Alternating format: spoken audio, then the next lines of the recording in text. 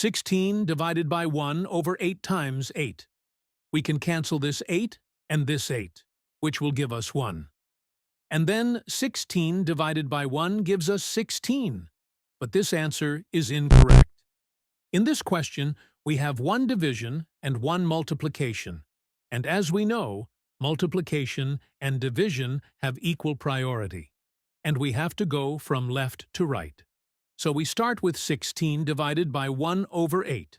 Now, according to the KCF rule, K stands for keep, C stands for change, and F stands for flip.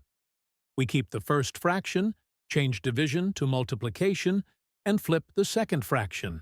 So, now we have 16 times 8 times 8. First, 16 times 8 gives us 128. And then 128 times 8 gives us 1,024. And this is our final answer to this problem. The correct answer is 1,024.